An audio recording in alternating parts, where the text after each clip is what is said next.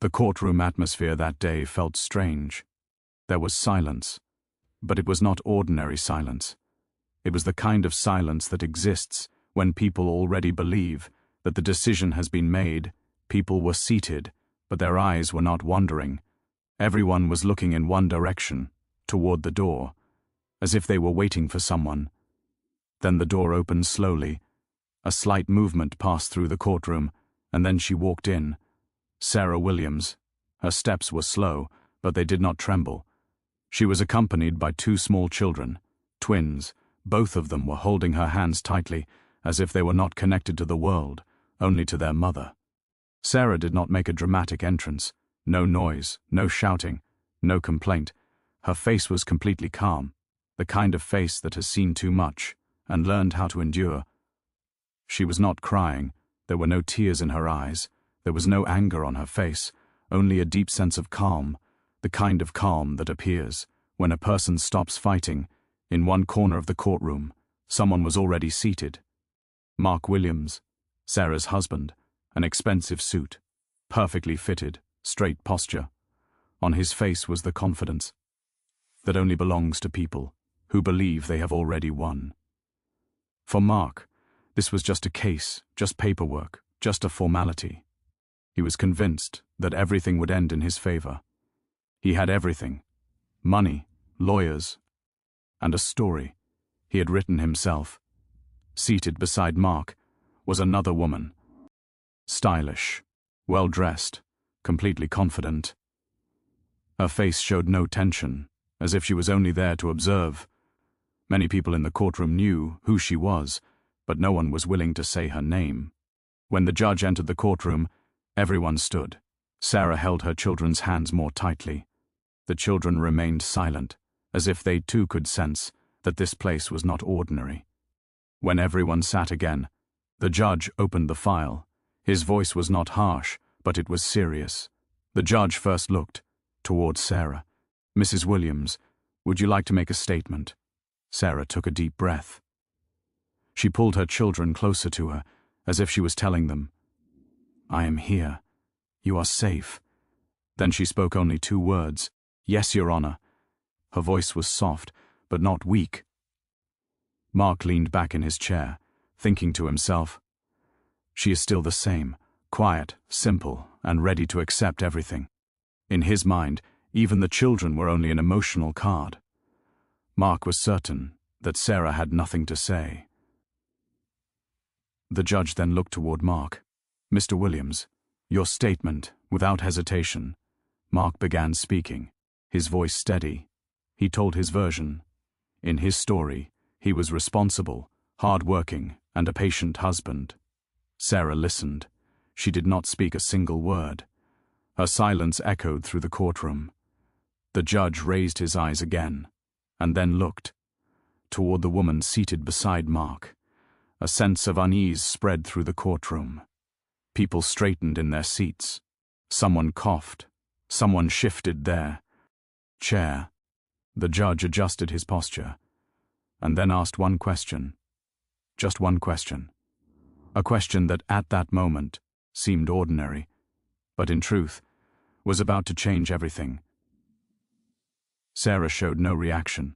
She stood exactly as she was, silent, calm, strong. Mark also thought this was routine. He had no idea that what was about to happen in the next few moments would not just expose the case, but his image, his confidence, and every lie of his life. Sarah gently placed her hand on her children's heads, as if reminding herself, "I am ready." And in that silence, everyone in the courtroom felt it. This story had only just begun, before the courtroom, before the silence, before the children holding her hands. There was a marriage that once looked ordinary from the outside. Sarah and Mark had met years earlier, at a time when neither of them thought life would turn this way. Mark was ambitious, focused, always talking about growth, about success, about where he wanted to be. Sarah listened, not because she had nothing to say, but because she believed listening mattered. Mark liked that about her.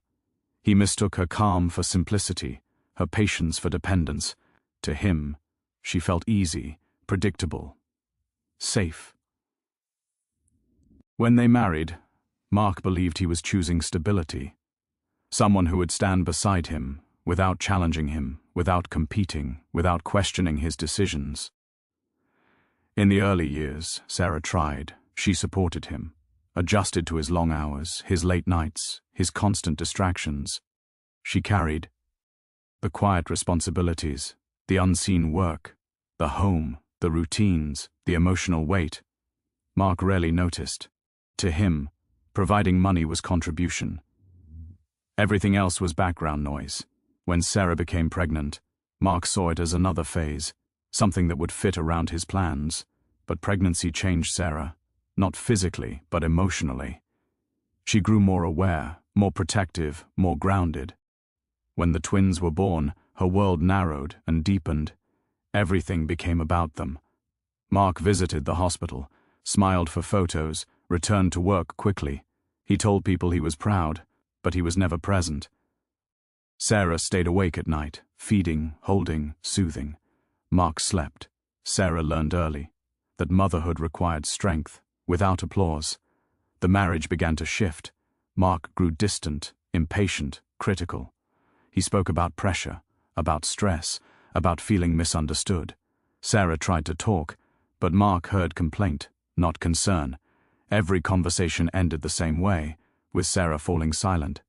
Not because she agreed, but because she realized words changed nothing. That silence became habit. Mark filled it with his own conclusions. That Sarah was weak, that she depended on him, that without him, she would struggle. He never asked her what she needed. He never asked her what she feared. He never asked her what she endured. Over time, another presence entered their lives, subtle at first. Longer work hours, unexplained absences, a phone that never left his hand. Sarah noticed. She always noticed, but she did not confront him immediately. She wanted truth, not denial. When she finally asked, Mark did not deny it. He explained it, as loneliness, as pressure, as something that just happened. Sarah did not scream, she did not beg, she did not threaten. She listened, and that terrified Mark more than anger ever could. The affair became public, without words, without announcements. The other woman appeared beside Mark, at events, in conversations, in his confidence. Sarah faded further into the background. Mark stopped pretending. He spoke about divorce, as if it were a business decision, clean, efficient, necessary. Sarah asked one question: what about the children? Mark assured her, everything would be handled, lawyers would decide, schedules would be made. Sarah understood something then, that Mark had already left, long before he said the word divorce. She prepared quietly, not legally, but emotionally. She focused on her children, on stability, on staying calm. By the time the court date arrived, Sarah had already grieved. What walked into that courtroom was not a broken woman. It was a woman who had survived and was done explaining herself. The silence she carried was not surrender. It was control, and no one in that room, especially Mark, understood that yet. The hearing moved forward, exactly the way Mark expected. Calm, structured, predictable. Every question felt routine. Every answer felt safe. Mark spoke with confidence, his voice steady, controlled. To anyone watching, he looked repaired, composed, certain. Sarah remained quiet. She responded only when asked, her words short, clear, careful. She did not interrupt. She did not correct him. That silence shaped the room. People read it the way they wanted. Some saw defeat, others saw exhaustion. Mark saw confirmation. To him, it meant she had nothing left, nothing to stand on. When the judge asked about custody arrangements, Mark answered quickly. He spoke about schedules, stability, structure. He spoke as if the children were items to be placed correctly. Sarah listened. Her hands rested gently on the twins' shoulders, a quiet reminder that she was there. The judge turned toward Sarah. Mrs. Williams, do you agree with this arrangement? Sarah paused. Not long, just long enough. Then she nodded. Yes, Your Honor. Mark felt a sense of relief. This was going exactly as planned. The judge moved on, questions about finances, living arrangements, support. Mark's lawyer handled most of it, confident, efficient. The other woman sat beside Mark, calm, observing. She crossed her legs, checked her phone, smiled faintly, as if this was already decided. The judge noticed her, not directly, but enough. His eyes lingered for a moment, then returned to the file. Courtrooms have a rhythm, a pace, most cases follow it, step by step. This one did too, until it didn't. The judge paused. He flipped a page, then another. He stopped. Silence returned. Not the earlier silence. This one felt heavier. Mark shifted in his seat. Only slightly, he told himself. It was nothing. Judges pause all the time. Procedures, details. The judge looked up.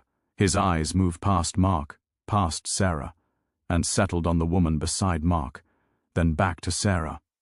Mrs. Williams. The judge said, I need to clarify something. Mark felt a flicker of irritation. Clarify what? Everything was clear. The judge continued. Mrs. Williams, are these children present today because of custody or for another reason? Sarah lifted her gaze. Her voice remained steady. They are here because I was instructed to bring them. The judge nodded slowly. He made a note, then asked the question. That changed the room. Mrs. Williams, are these children legally recognized as the biological children of Mr. Mark Williams? The courtroom froze. Mark's head turned sharply. What kind of question was that? Sarah did not answer immediately. She looked down at the twins, placed her hands gently on their backs, then looked up. Yes, Your Honor.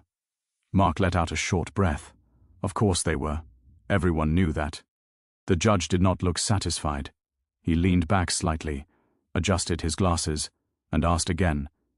Then why, Mr. Williams, do these documents indicate that paternity was never formally established? Mark's confidence cracked, just a little. He looked at his lawyer, confused. What documents? The lawyer's expression changed. He flipped through his folder, quickly now. The other woman beside Mark stopped smiling. The judge waited. The room held its breath. Mark felt something unfamiliar creeping in, not fear. Uncertainty.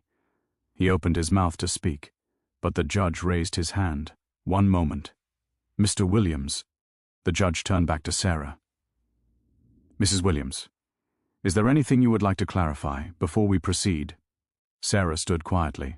For a moment, no one spoke. Then she said, Yes, Your Honor, and for the first time since she had entered the courtroom. Sarah Williams was ready to speak. Sarah took a slow breath, not because she was nervous, but because she wanted to be precise. The courtroom waited. Every sound felt louder now, every movement more noticeable. Sarah looked at the judge, then briefly at Mark. Her expression did not change. Your Honor, she said calmly, these children were born during my marriage, but their father never completed the legal acknowledgement of paternity. A low murmur moved through the room. Mark straightened in his seat.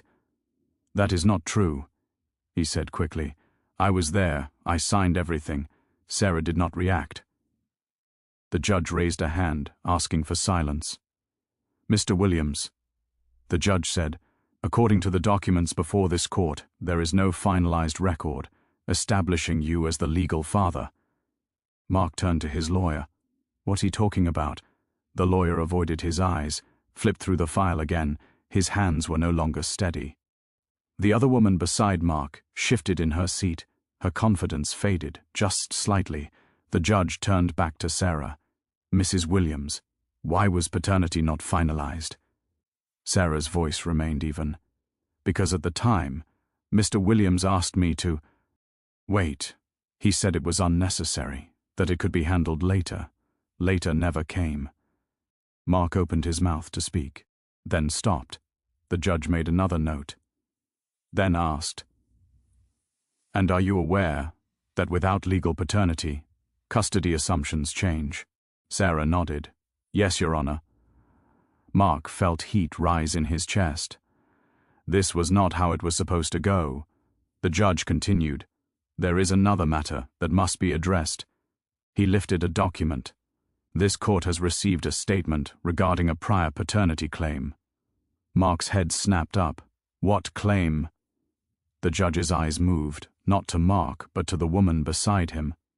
Ma'am, the judge said, how long have you been acquainted with Mr. Williams? The woman hesitated. Her answer came slower than before. A few years, the judge nodded. And during that time, were you informed that Mr. Williams had children? She glanced at Mark, then back at the judge.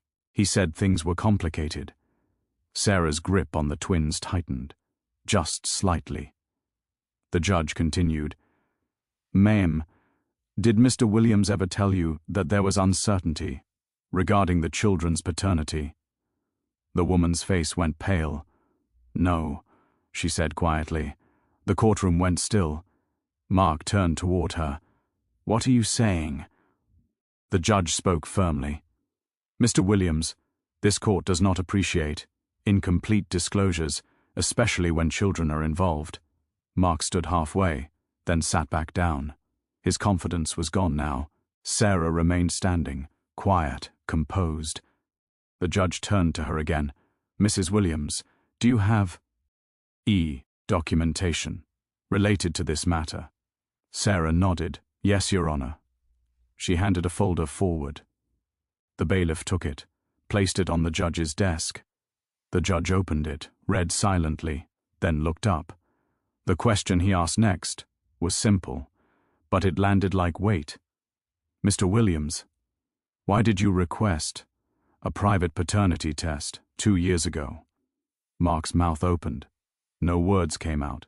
The courtroom understood. Before he did, this was no longer about divorce. This was about truth.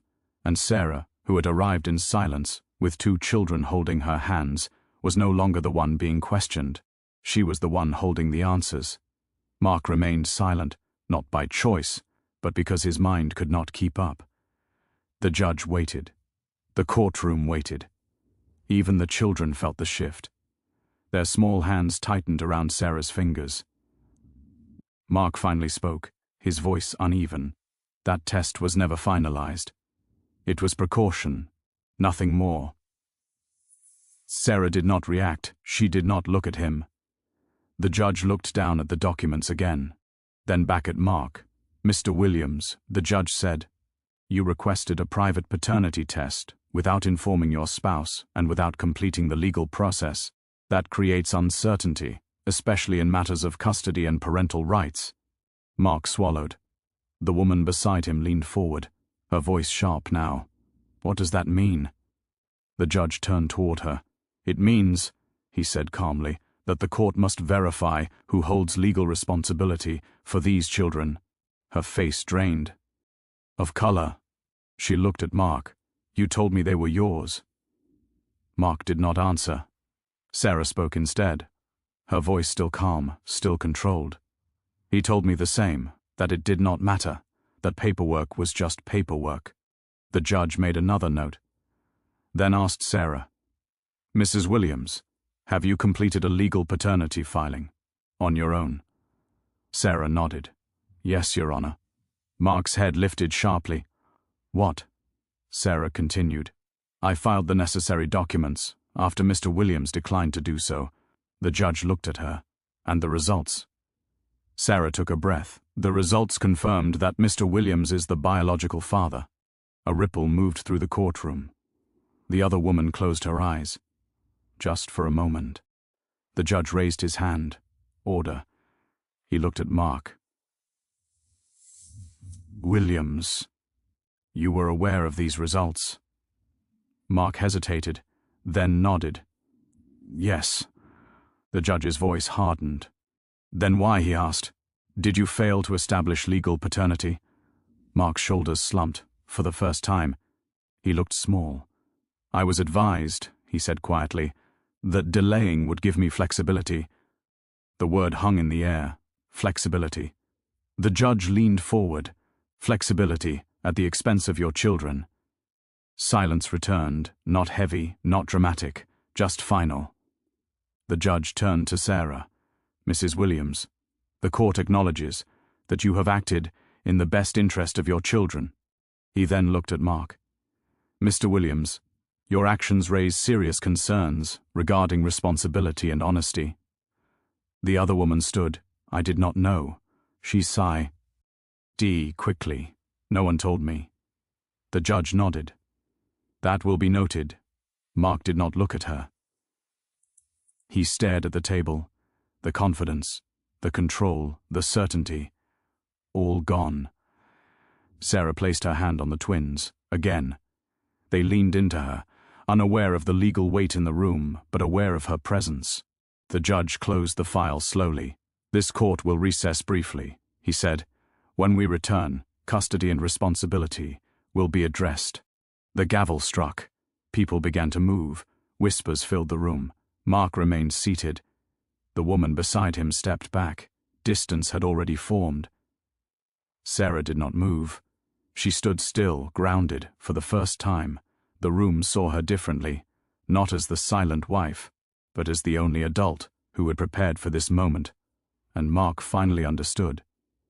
This hearing was never about divorce. It was about exposure, and it had only just begun. When the court reconvened, the atmosphere was no longer neutral. Something had shifted. People were no longer observing a divorce. They were witnessing a reckoning. Mark sat differently now. His shoulders were tense, his hands clasped together, as if holding on to something already lost. The woman who had arrived beside him no longer sat close. There was space between them, enough to feel the distance. Sarah stood with the twins, calm, steady, unchanging. The judge returned to the bench, his tone firm, focused. This court will now address custody, he said. Mark looked up quickly. I want joint custody, he said. Too fast, too eager. I am their father. The judge met his gaze. Biologically, yes. Legally, that remains under review. Mark's lawyer leaned in, whispered something urgently. Mark shook his head. This is not fair, he said. Sarah spoke then. Not loudly, not emotionally, just clearly. Your Honor, I have never denied him access to his children. I only asked for consistency, stability, and honesty. The judge nodded. Mrs. Williams, he said, you have demonstrated preparation and concern for the children's welfare. Mark interrupted. I provide for them. I always have. Sarah did not argue. She simply said, providing money is not the same as providing presence. The words settled quietly, but deeply. The judge looked down at his notes, then asked a question that no one expected. Mr. Williams, in the past 2 years, how many nights have these children spent in your care? Mark opened his mouth, then closed it. The courtroom waited. Mark finally spoke. I travel for work. The judge nodded. And how many nights? Mark looked at his lawyer, then back at the judge. I do not know. That answer was louder than any argument. The judge turned to Sarah, Mrs. Williams, who has been the primary caregiver.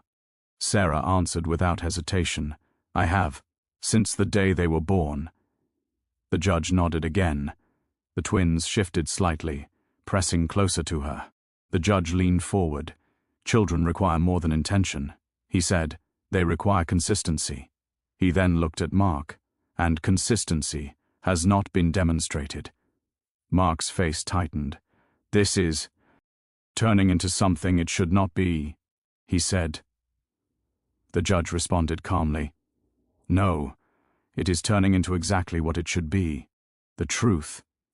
The woman beside Mark stood abruptly. I cannot be part of this, she said. She looked at Mark. You told me you were honest. Mark said nothing. She gathered her bag and walked out. The door closed softly behind her. No drama, no scene, just consequence. Mark watched her leave, and for the first time, he understood. Silence was no longer on his side. The judge returned his focus to the case. This court will require a full custody evaluation, he said. Until then, Temporary custody will remain with Mrs. Williams. Mark stood. This is punishment, he said.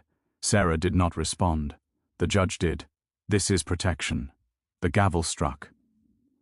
Mark sat down slowly. The man who had entered the courtroom confident now looked smaller, contained, exposed. Sarah remained where she was. The same calm, the same strength. Only now, everyone could see it. And the twins, still holding her hands, were no longer witnesses. They were the reason. The courtroom slowly began to empty. People stood, whispered, glanced at one another, but their eyes kept returning to one place, Sarah Williams. She was still standing there, exactly as she had been at the beginning. Quiet, upright, steady. Mark remained seated. The certainty that had brought him here was gone. The confidence, the control, all of it had faded. He stared at Sarah, at the children, and then at the empty space beside him, the place where the woman had been sitting. The judge had already left, but one word stayed behind: protection. It echoed in Mark's mind. For the first time, he wondered if this had never been about punishment, but about the children. Sarah bent slightly toward the twins. "Let's go," she said softly. The children followed her immediately, as if they trusted without question, that she knew exactly where to take them. Mark called out, "Sarah." His voice was different now. No authority, no anger, only unease. Sarah stopped, but she did not turn around. Mark stood. "We can talk," he said. "Just talk." Sarah turned her head slightly. Her voice was still calm, but her words were clear. "We tried to talk many times. You never listened." Mark tried to speak, but nothing came out. Sarah placed her hand gently on the children's heads. "They come first now," she said. "I can be silent for them, and I can speak for them." Then she walked out of the courtroom. The door closed behind her. No scene, no drama, just finality. Mark stood there alone. No noise, no voices, only his thoughts. Memories surfaced. How many times Sarah had said she was tired. How often she said the children needed him. How many times she said, "A home takes more than money." At the time, he had dismissed it. Now, those words weighed on him. Outside in the corridor, Sarah slowed her breathing. She kept the children close. For them, this was just a day. For her, it was a decision. She did not want victory. She wanted peace and a safe future for her children, outside the sea. Ort House. The sun was bright. Life was moving. Sarah looked up briefly. There were no tears in her eyes, only certainty. This story was no longer just hers. It belonged to the children, whose hands were still in hers. And Mark, he was still inside the courtroom, but in truth, he was already outside the story. Mark stayed behind long after the courtroom had emptied. The benches were nearly clear. The air felt different, quieter, heavier. What had begun as a routine divorce had turned into something else entirely. Not a loss of paperwork, but a loss of certainty. He replayed the moments in his mind. The judge's questions, Sarah's calm voice, the way the truth surfaced without shouting. He had believed silence meant weakness. He had been wrong. For years, he thought control came from confidence, from speaking first, from deciding the narrative. But Sarah had never competed for control. She had prepared. That realization settled slowly and painfully. Outside, Sarah walked down the courthouse steps, the twins still holding her hands. They did not understand the legal weight of the day, but they understood her presence. That was enough. She guided them to the car, helped them inside, fastened their seatbelts. Then she paused, just for a moment, not to look back, but to breathe. This was not victory, it was clarity. She had not come to court to expose anyone. She had come to protect, and she had done exactly that. Life would continue. There would be evaluations, paperwork, schedules to adjust. But the foundation was set. Truth, stability, boundaries. Inside the building, Mark finally stood. He straightened his jacket. Out of habit, But the habit felt empty now. For the first time, he understood what he had lost. Not a marriage, but trust. Not control, but credibility. Sarah had never raised her voice, never accused, never begged. She had simply arrived prepared, with her children. And the truth, that was enough. As Mark walked toward the exit, he felt the absence of noise. No arguments left, no explanations owed, just consequence. Outside, the day went on. Cars passed, people talked, life moved forward. Sarah merged into traffic, the twins quiet in the back seat. She glanced at them in the mirror.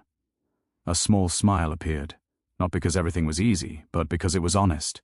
This chapter was closed, not with revenge, not with triumph, but with resolve. And somewhere behind her, a courtroom returned to routine, another case, another story. But for those who witnessed this one truth remained. Silence does not mean powerless. Sometimes it means prepared.